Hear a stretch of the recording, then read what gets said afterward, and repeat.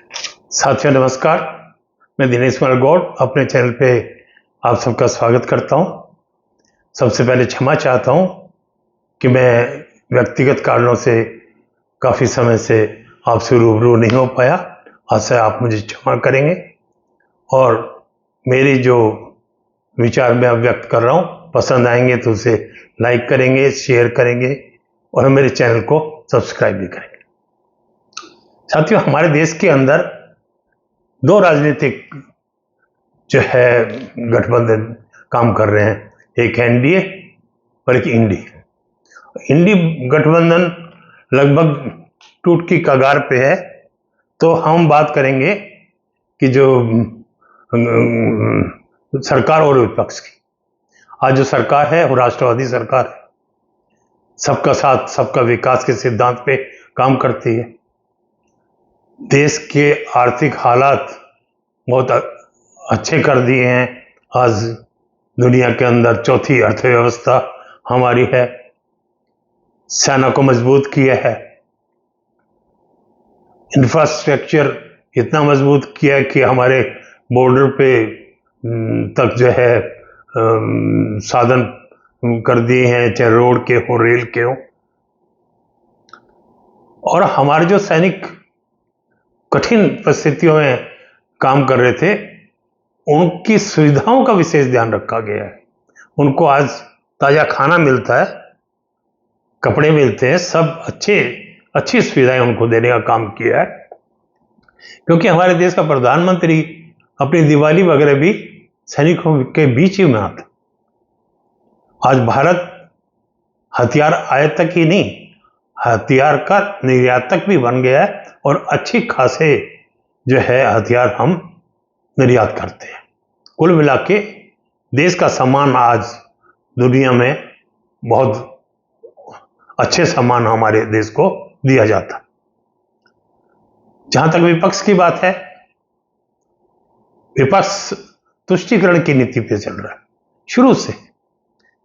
क्योंकि प्रथम प्रधानमंत्री अनफॉर्चुनेटली ही बोलूंगा जवाहरलाल नेहरू बने और वो और उनका खानदान बाबर की कब्र पे जाके सजदे करते हैं।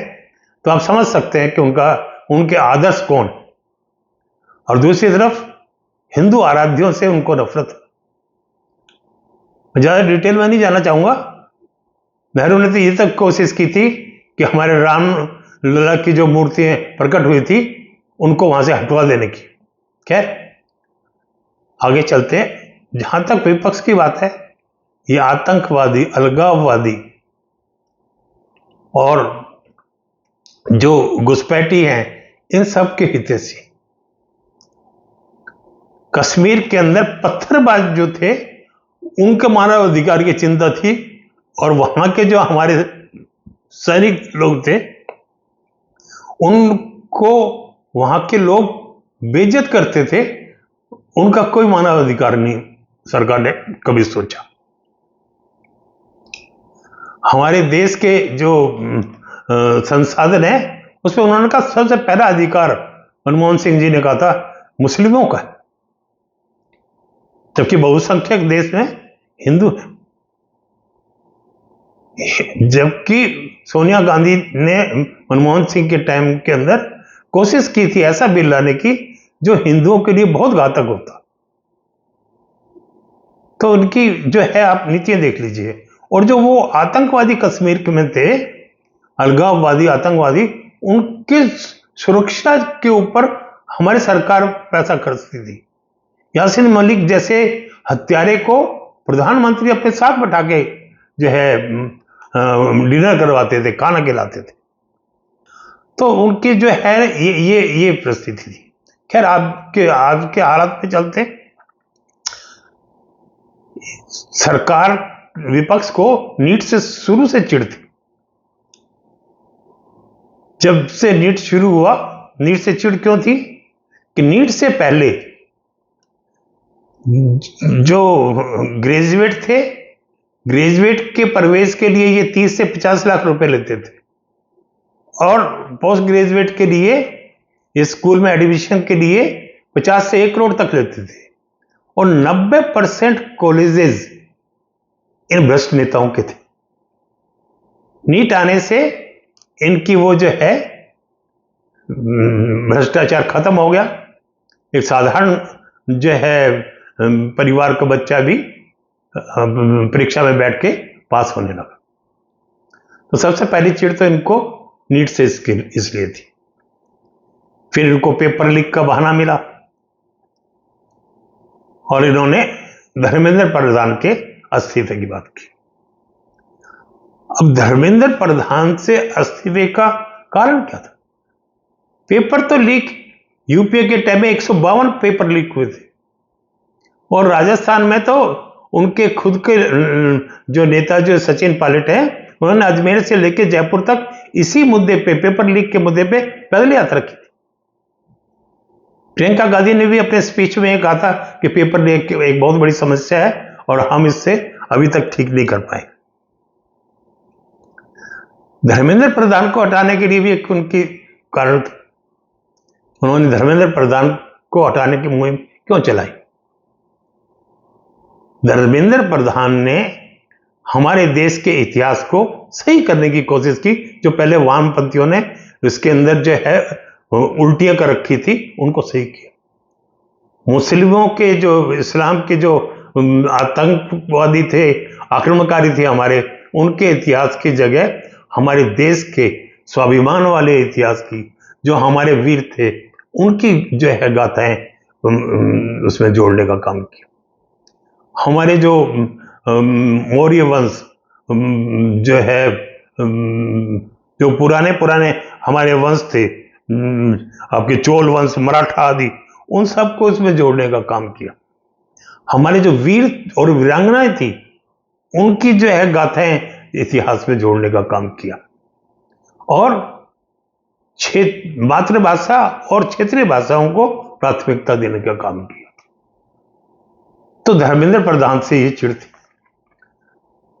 इन्होंने अपना कॉकरोच पार्टी ने पेपर लीक के खिलाफ प्रदर्शन शुरू किया। आपको ध्यान होगा, पहले प्रदर्शन इनका फेल हो गया।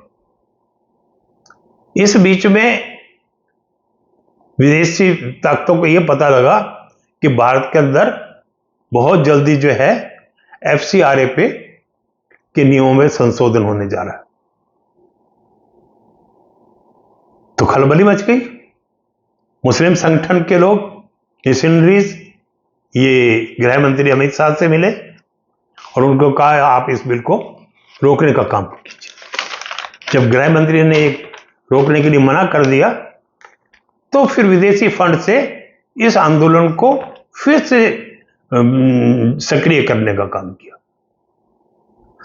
आप ये देखिए कि इसके जो मुख्य संस्थापक जो दीपक हैं और सौरभ दास, इन्होंने शुरू में ये कहा था कि हमारे आंदोलन में कोई राजनीतिक जो है ना पार्टी का दखल नहीं होगा, कोई राजनीतिक नेता नहीं आएगा। लेकिन क्या हुआ?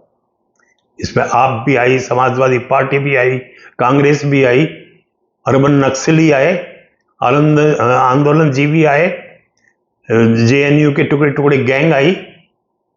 जितने भी देश विरोधी कार्यों में लिप्त रहे हैं, वो सब के सब जो है इसमें सारे विपक्षी दल और असामाजिक तत्व इसके अंदर आने का काम किया।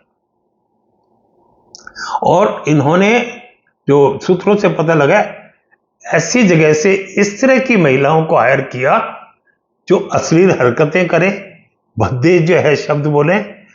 उन्होंने जो हमारे देश के युवा बच्ची थी, उनको प्रेरित किया गंदे स्लोगन बोलने के लिए, पैसे तक दिए। अब आप ये देखिए, क्या कोई लड़की इस तरह के स्पीच एक अच्छा स्टूडेंट देगा? हमारा लिंग हमारी मर्जी, समलैंगिकता शुरू करो। ये पेपर लीक के मामला थे क्या? प्रधानमंत्री के लिए बकवास करना, इटली के प्रधानमंत्री के लिए बकवास करना, मतलब कोई किसी तरह की सीमा ही नहीं। और जो परमिशन दी थी इनको जंतर मंतर पे आंदोलन करने की, उन सभी जो है शर्तों को इन्होंने वायलेट किया। 5 बजे के बाद में वहां पे किसी तरह का आंदोलन नहीं होना चाहिए था, लेकिन वहां हुआ। लगभग 3000 असामाजिक तत्व जो है उस आंदोलन में थे। नाबालिग बच्चे बच्चियां उस आंदोलन में थी। इसको रोकने की जिम्मेवारी किसकी थी? जो संयोजक होते उनकी थी। इन्होंने अपनी कोई जिम्मेवारी नहीं निभाने का काम किया और वहां पे हिंदू विरोधी, देश विरोधी नारे भी लगाने का काम किए और अल्लाह ओ अल्लाह के गाने गाने शुरू किए। और ताज्जुब, पादरी रैली में आ रहे हैं। भाई वो कौन से छात्र हैं? वो रैली बना के इनको समर्थन देने के लिए आ रहे हैं। तो समझ में आता था कि ये क्या हो रहा है। और वहां पे जो लंगर लगाए हुए थे, ऐसे जो है रोज नए तरह के खाने, ये फंडिंग कहां से हो रही थी? ये सब देश विरोधी कार्य करने वाले थे। फिर बिना परमिशन इन्होंने संसद मार्च का ऐलान कर दिया। वो भी कब? जब जो उस वक्त संसद चल रही थी। ये चाहते थे, इन्होंने हमारे जो अर्धसैनिक बल और जो पुलिस वाले और सैनिक लोग थे, उनको जान के छेड़ा इन्होंने, उनको अपमानित करने का काम किया, ताकि ये चाहते थे कि वो इन पे गोलियां चलाएं और इनको जो है बकवास करने का मौका मिले और अपना जो है एजेंडा ज्यादा सटीक करना पड़े। लेकिन उन सभी सैनिकों की और जो सभी बलों की मैं तारीफ करूंगा, उन्होंने बहुत संयम से काम लेने का काम किया। इन्होंने गाड़ियों पे तोड़फोड़ की, जलाने तक की कोशिश की, आपके जो है सीसीटीवी जो है कैमरे तोड़ने का काम किया। और जो बकवास की वो आप सबने देखी है कि बिल्कुल भी छात्र आंदोलन उसको किसी भी हिसाब से आप कह नहीं सकते थे, क्योंकि ये छात्र आंदोलन था ही। आपको ध्यान होगा केजरीवाल ने भी कुछ दिन पहले क्या कहा था कि ये जो कॉकरोच वाले जो पार्टी वाले हैं, ये धर्मेंद्र प्रधान का इस्तीफा थोड़ी लेने आए थे, ये तो प्रधानमंत्री को ठोकने आए थे। उससे पहले आपको ध्यान होगा केजरीवाल ने कहा था, युवाओं बाहर निकलो, नेपाल की तरह, बांग्लादेश की तरह जो है आंदोलन करने का काम करो। योगेंद्र यादव वो कहता है अब जो है फैसले सड़कों पे होंगे, यानी संविधान कानून इनके लिए कोई महत्व नहीं रखता। ये छात्रों का आंदोलन नहीं, विदेशी ताकतों के फंड से चलने वाला एक देश विरोधी जो है आंदोलन था। आप ये देखिए एफसीआर से इनको क्यों छुड़ाए? क्योंकि एफसीआर के अंदर यह था जो विदेश से फंड आएगा उसकी जांच और उस पर नजर रखने का काम सरकार करेगी, ऑडिट होगा, वो कहां पे यूज हो रहा है इसका ध्यान रखा जाएगा। मिसयूज होगा तो गलत जगह जो इन्होंने प्रॉपर्टी तैयार की है उनको जब्त करने का काम होगा। तो इस कारण से ये जो है सारा का सारा इनका प्रोग्राम जो ये था ये करने का काम। ये विपक्ष ये सदा देश विरोधी रहे हैं। एग्जाम्पल बताता हूं, राहुल गांधी जब भी चाइना से हमारी जो है झगड़ा चल रहा था, ही वॉज सिंपली एमपी। ये चाइनीज दूतावास में जाके उनसे मिला, क्यों? नट दिया नहीं, मैं नहीं मिला। जब चाइनीज दूतावास ने जो है फोटो जारी करी तब बोला हाँ मैं चाय पीने गया था। Who are you? किस हैसियत से? वक्त क्या क्या हो आप? सिंपल एमपी हो। लेकिन ये तो पूरा खानदान ही उनसे एमओयू तक साइन करते हैं। फिर एलओपी बन के बदकिस्मती देश की, विदेश में जा रहे हैं, अपने जो इनको सुरक्षा गार्ड दिए हुए हैं उनसे छुप के जा रहे हैं और वहां पे कहां जा रहे हैं इसकी कोई सूचना किसी को नहीं दे रहे हैं। और बाद में पता लगता है ये जितने भी देश विरोधी लोग हैं उनसे वहां जाकर संपर्क करते हैं, तो इन पे संदेह करना बनता है। ये बोलते चीन के सैनिकों ने भारत के सैनिकों को पीटा। कितने अच्छे आदमी हैं। ऑपरेशन सिंदूर के अंदर कहते हैं कि जो है आपके कितने जो है ना हवाई जहाज गिर गए। इस तरह के देश के अंदर जो है एलओपी हो तो उस देश का तो बटा ही बैठ जाएगा। 370 का विरोध, 35A का विरोध, घुसपैठियों को निकालो तो विरोध, SAR का विरोध, चुनाव आयोग का विरोध, हार जाएं तो ईवीएम का विरोध, जहां जीत जाए वहां ईवीएम ठीक है, वोट चोरी हो गए। यानी कुल मिला के इनका एक ही एजेंडा है, किसी तरह से देश के अंदर अराजकता फैलाने का काम करो। विदेश में जाके भी क्या करते हैं, झूठ बोलते हैं। वो हिंदुस्तान के अंदर सरदारों के साथ बड़ा अत्याचार हो रहा है, उनको कड़ा नहीं पहनना देते, बाल नहीं रख सकते, इतना झूठा प्रचार करते हैं। और विदेशी ताकतों को कहते हैं वो हमारे देश में जो है दखल दें, हमारे देश के अंदर जो है प्रजातंत्र नहीं सुचारू चल रहा, आप इसको प्रजातंत्र को सुचारू चलाने का काम करें। ये जो है हमारे देश के एलओपी साहब कहते हैं। जितनी भी हमारी संवैधानिक संस्थाएं हैं उन सब से इनको परेशानी है, उन सब से चिढ़ है। कोई भी संवैधानिक संस्थाएं इनको कभी अच्छी नहीं लगती। एक्चुअली में इन्होंने सदा हिंदुओं को जाति में बांट के मुस्लिम और ईसाइयों को अपने साथ लेके सत्ता प्राप्ति का काम किया। अब जब से हिंदू जागरूक हो गए और बंगाल के चुनाव के बाद ज्यादा ही, तो ये ज्यादा ही इनके जो है फड़फड़ाहट शुरू होगी। आपको ध्यान होगा 2024 के चुनाव में ट्रंप ने अपने स्पीच में कहा था कि यूएस एड जो है 21 जो है बिलियन डॉलर का जो इन्होंने खर्च किया यूएस ने, और सोरोस ने सरेआम कहा था मैं $6 मिलियन देता हूं, हमें मोदी को हटाना है। किसको देते थे? इन विपक्षियों को, इन एनजीओज को जो देश के विरोधी हैं, देश के खिलाफ हैं, जो देश हित से समझौता करते हैं। आज हमारे देश का विपक्ष विदेशी ताकतों का एजेंट बन चुका है, और जो एनजीओज हैं इनके थ्रू देश के विकास को रोकने का काम करते हैं।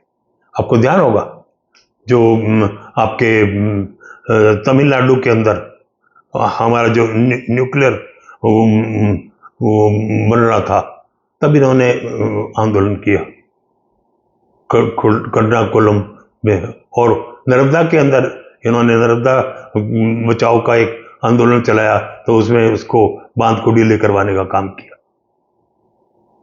सीए के नाम पे मुस्लिमों को भड़का के देश में दंगे फैलवाने की कोशिश की, खालिस्तानियों का सहयोग देने का काम किया।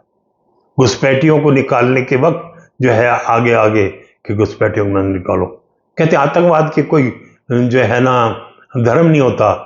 और जब ये कहते हैं ठीक है आतंकवादियों को जो है कूड़े के ढेर में डाल के मिट्टी के तेल से जला दें, तो कहते नहीं नहीं नहीं, इनको सामान के साथ दफनाओ। तो भाई आतंकवादियों का धर्म तो आप बता रहे हो। कुल मिला के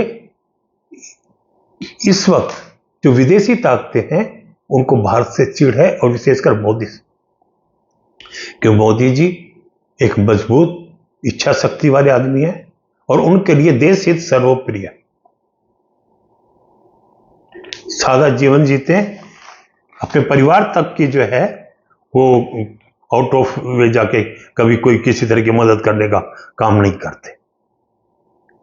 तो ऐसे मजबूत आदमी उनको विदेशी ताकतों को नहीं चाहिए, उनको चाहिए पपट जो उनके इशारे पे चले, ताकि भारत जो ऊंचाइयां ले रहा है वो ऊंचाई रोक सके, उसके उस विकास को रोक सके।